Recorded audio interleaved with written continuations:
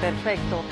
Petroperú es una empresa emblemática en el Perú y si nos situamos en el tiempo corresponde a lo que en los años 70 se llamaban empresas estratégicas. Había una política internacional de protegerlas y que tenían que ser empresas nacionales, públicas. En el mundo hay casos interesantes, Petrobras, en Noruega estaba Statoil, ahora es Equinor, tienen participación público-privada. Y en el caso del Perú, Petroperú siempre será una piedra en el zapato que es controversial porque lamentablemente desde el punto de vista económico no anda bien. Sin embargo, ha aparecido una luz de esperanza y es el tema de la refinería de Talara que ha empezado actividades. Eso por un lado. Pero adicionalmente hay un problema y es que en el Perú existe un principio económico en la Constitución que se llama subsidiariedad económica. ¿Y eso qué quiere decir? Que el Estado no debe intervenir en algunas actividades en donde podrían hacerlo los privados. Pasa que Petroperú recientemente ha logrado que se le adjudique nuevos lotes petroleros en la zona norte. Y sobre ese tema es que justamente queremos tratar de entender cuál es la situación y hemos invitado a dos expertos. Está con nosotros el señor Carlos González, él es director de Enerconsult, y también el señor Gustavo Navarro, exdirector general de hidrocarburos de Petroperú. ¿Es más o menos como lo he planteado o no? Está muy bien. Sí, sí, creo que sí, ese es el tema. ¿Qué hacemos con Petroperú, que al margen de que nos da, de alguna manera, antaño era un tema de nacionalismo, nos sentíamos orgullosos de la empresa estratégica, pero hoy día la verdad que Petroperú está en una situación muy compleja y no se sabe si en verdad la refinería le va a ayudar a generar ingresos? ¿O ustedes creen que sí le va a generar ingresos? Tomando su introducción, que ha sido muy bien objetiva, Sí. yo hago una pregunta. Si así piensa la gente de que no debía el Estado tomar determinadas actividades, ¿cómo se explica que en el Perú hoy hay empresas estatales de otros países operando, por ejemplo, casi todas las distribuidoras de gas natural en el Perú? O que haya empresas estatales que operan también campos petroleros en el Perú. Total, ¿el Estado debe intervenir o no debe intervenir? Bueno, la respuesta es legal. El asunto está en que en esos países no hay artículo 60 de la Constitución y le permiten a los países, por ejemplo, ENAP de Chile invierte en el exterior, o puede ser en Colombia, Ecopetrol puede hacer inversiones y puede participar y no hay subsidiariedad.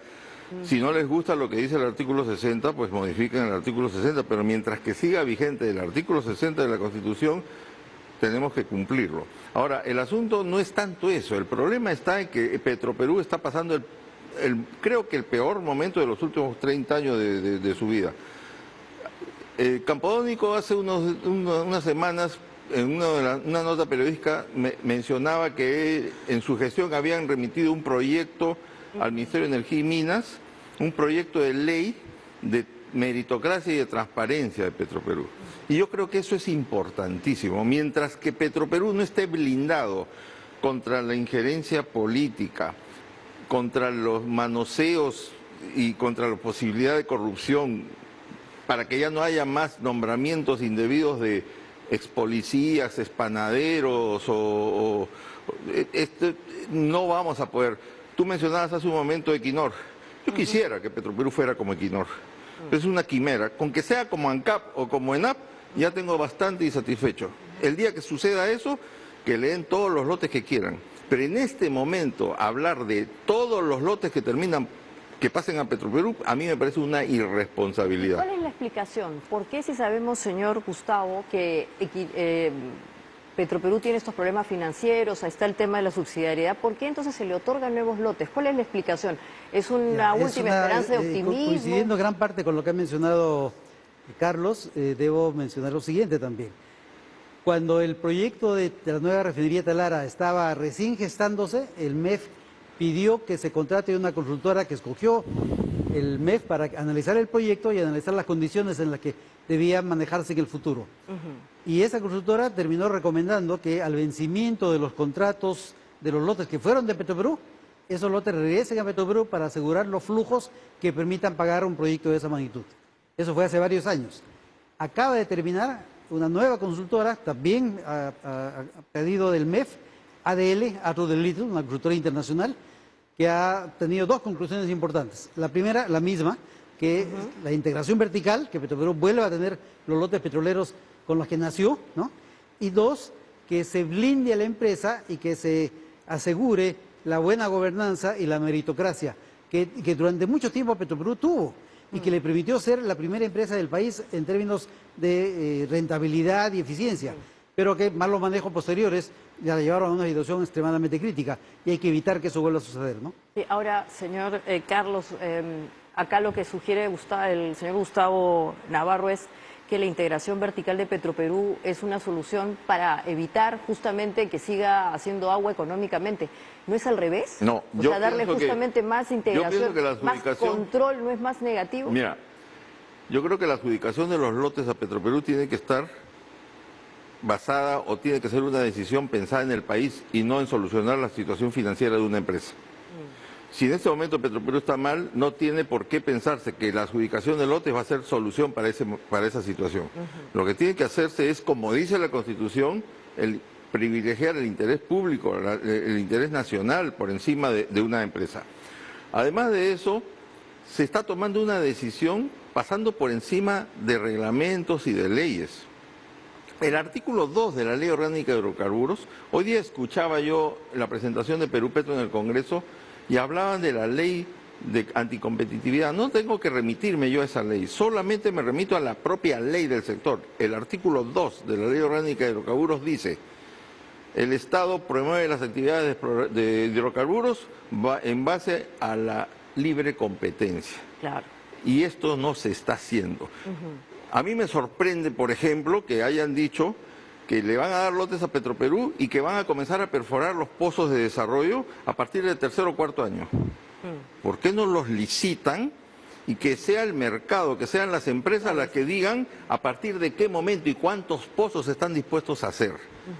No dárselo a dedo a una empresa privada, pública o lo que fuere, para que comience a perforar los pozos a partir del tercer o cuarto año. Acá hay una cuestión que se llama declinación de la producción. ¿Ya? Si no se sigue el ritmo de perforación que han tenido las empresas petroleras hasta los últimos años, 88 pozos por año, y se los dan esos lotes a Petroperú, la producción se va a caer, en lugar de caer 6% anual, va a caer 20-30% anual. Ese es uno. Y dos, lo que decía Gustavo es verdad.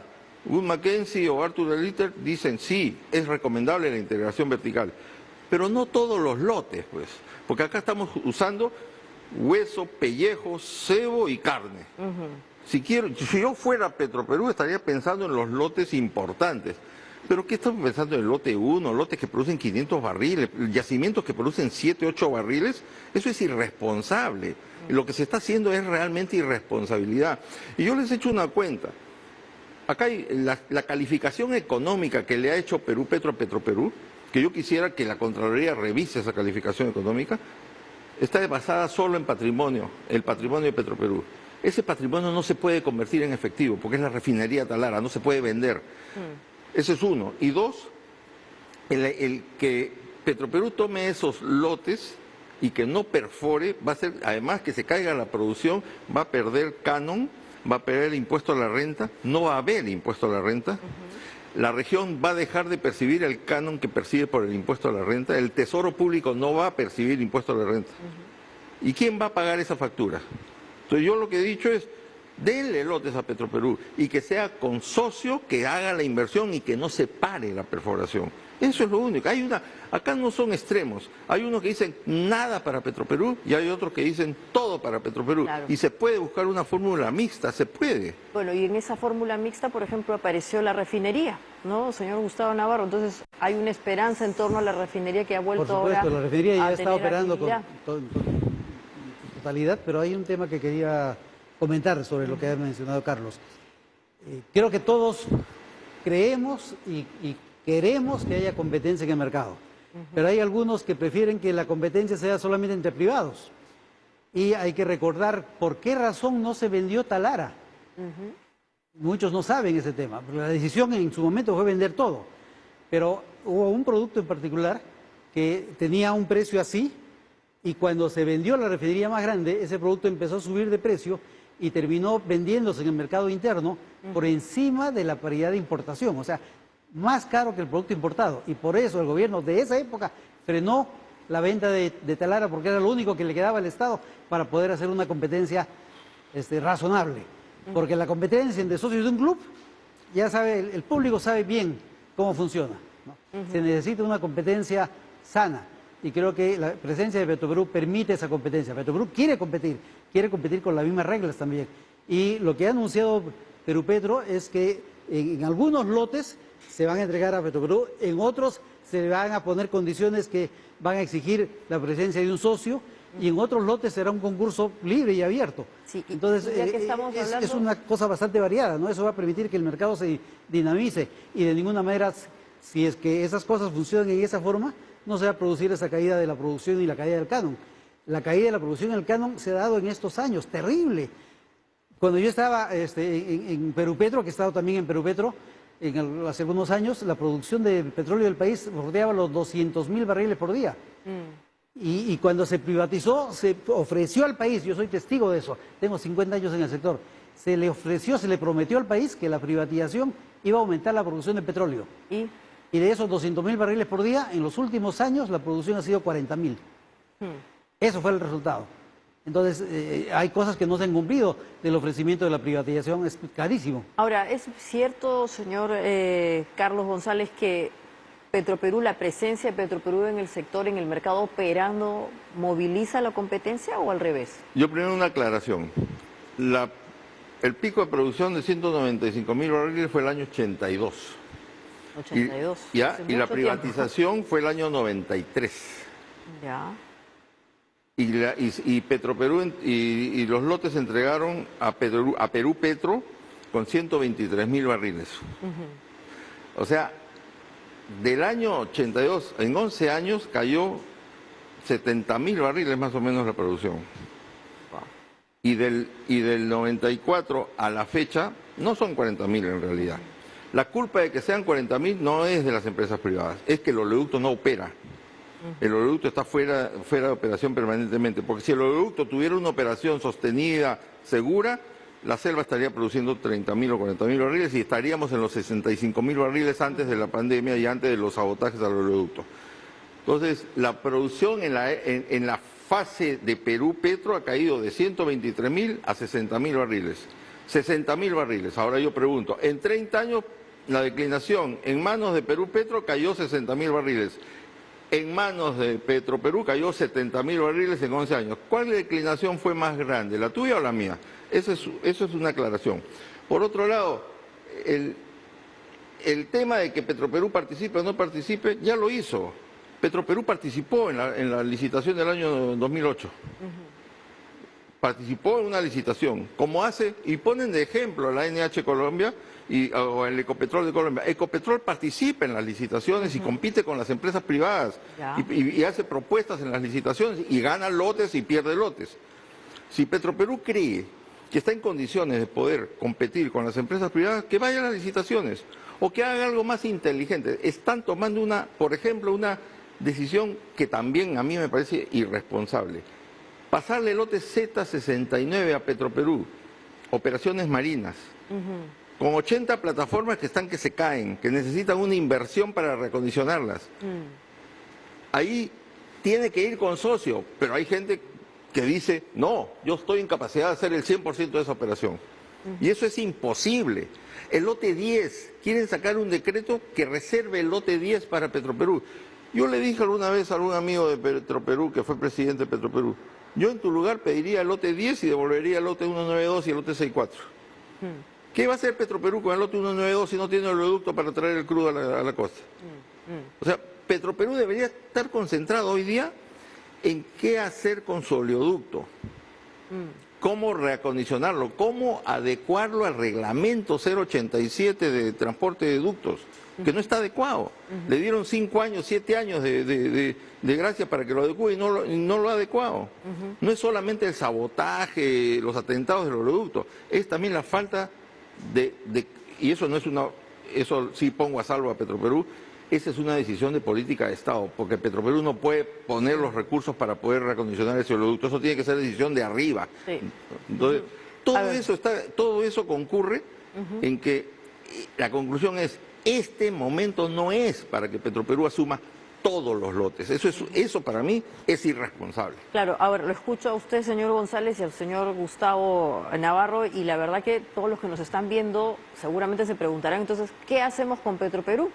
O O sea, ¿cuál debería ser el destino de esta empresa emblemática que tiene tantos problemas, que obviamente parece que no puede competir, digamos, sin ayuda y que eventualmente no sabe bien por dónde ingresar a competir? No se sabe si, como se dice en economía, si como incumbente en verdad está cumpliendo con mejorar el mercado o al revés, o generar más yo fallas. creo que hay que fortalecer, A ver, vamos a dejar al señor Gustavo. Sí. A ver, hay mucho que no se conoce porque la campaña en contra de Petroperú ha sido muy grande. Y yo me jubilé hace algunos años y yo solía todos los años revisar justamente los resultados de Petroperú y compararlos con los resultados de las empresas privadas competidoras. Y en el periodo de 2010 al 2021, que fue el último año que tuve la información completa, ¿no? Petroperú tuvo en ese lapso, 2010-2021, 3.300 millones de soles de utilidad acumulada. 3.300 millones de soles. Mientras que el competidor más grande, no voy a mencionar el nombre, pero todos se imaginan cuál es, tuvo una pérdida acumulada de 44 millones en el Perú. Pero díganos, ¿quién era el competidor? Repsol. Claro, hay que decirlo. Pero fíjese la diferencia, y sin embargo muchos de los medios de prensa criticaban a Petroperú como ineficiente y nunca dijeron una palabra de lo que estaba pasando al otro lado. 3.300 millones de soles de utilidad acumulada. Ahora, ¿y contra 44 de pérdida. Y señor Gustavo, ¿y qué se ha hecho con esas utilidades? ¿Se han generado de alguna manera mejoras? Sí, 1.000 millones ¿Se ha de soles. invertido más en la modernización de la organización? 1.000 millones de soles. Además de la tributación. Todos los años. Es que ese es el problema. El problema es ese. Yo no estoy de acuerdo. ¿Qué se hace con tantas utilidades? ¿No revierten en beneficio de la modernización de la operación? Estamos hablando del tema de la gobernanza. Le doy un solo ejemplo de la manera en cómo se ha tratado a Petroperú. Cuando en los años 70 se tomó la instalación de la empresa que estaba en el mar, que era Petrotec, y se nacionalizó, porque se marchó esa empresa. Belco. Sí, se fue Belco, perdón. Y el Belco le hizo un juicio al Estado peruano porque no fue indemnizada, le expropiaron sin pago. Años después, la aseguradora, que era AIG, ganó el juicio al Estado peruano. Y en esa época, Petroperú tenía utilidades gigantescas, era la empresa más rentable del país. Bueno, salió un dispositivo en el peruano dándole permiso a Petroperú para que se haga cargo de la deuda que el Estado peruano tenía por esa expropiación impaga. Y así convirtieron la utilidad en pérdida. Y ahí fue que anunciaron a continuación que tenían que privatizar Petroperú porque estaba quebrada. La quebraron a propósito. Ese tipo de situaciones ha descapitalizado muchas veces a la empresa. Y eso hay que evitar. ¿Esto ha sido así, señor? Sí, y en eso sí coincido con Gustavo. El problema de Petroperú, yo no voy a compartir la tesis de algunos talibanes también anti-Petroperú que dicen que desaparezca Petroperú, ¿no? No. Eso no. Yo he trabajado en Petroperú 20 años y le debo todo a Petroperú. Yo lo que quiero es que Petroperú sea fortalecido, que vuelva a ser el Petroperú que yo encontré cuando entré a trabajar allá en los 70. Yo encontré ingenieros y presidentes y directorios de primera categoría. No eran panaderos, no eran expolicías, no eran gente cuestionable. Eran profesionales de primera. Yo quisiera ver eso. Yo quisiera ver una gerencia de exploración-producción en Petroperú capaz de manejar lotes petroleros. En mi época éramos como 300 en gerencia de exploración-producción antes de que se infle la planilla de 6.000 trabajadores a 12.000 trabajadores. Nada de eso está blindado, nada de eso está asegurado. Hoy día Petroperú sigue estando expuesta a ese tipo de pandemias, de corrupción, de inflación de planillas, etcétera. No lo hemos protegido, no es una empresa autónoma, no es una empresa que depende de un ministerio y depende de los caprichos. A mí me preocupa algo que hoy día dijeron en el Congreso, y eso sí creo que tengo que subrayarlo. El actual ministro de Energía y Minas es empleado de Petroperú. ¿Ya? Con licencia. Entonces. Y los congresistas con justa razón dicen, el día que este señor firme los decretos supremos adjudicándole lotes a Petroperú, va a incurrir en flagrante conflicto de intereses, si no en colusión, en concusión, en negociación incompatible y en abuso de poder. Y va a contaminar esa adjudicación y la va a poner en cuestión, y el próximo gobierno y la próxima Contraloría van a desbaratar todo lo que se está haciendo mal ahora. porque el señor es empleado de Petroperú. Sí. Vemos que en verdad este es un nudo gordiano. Petroperú sigue siendo un nudo gordiano, hoy no lo vamos a desanudar. Pero el país necesita un Petroperú sano y fuerte y que compita.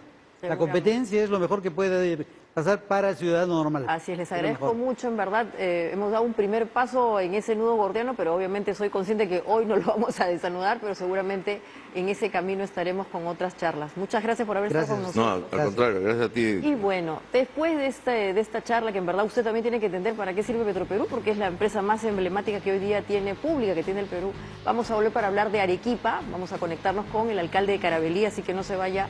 Para los amigos de Arequipa esto les va a interesar, es diálogo abierto.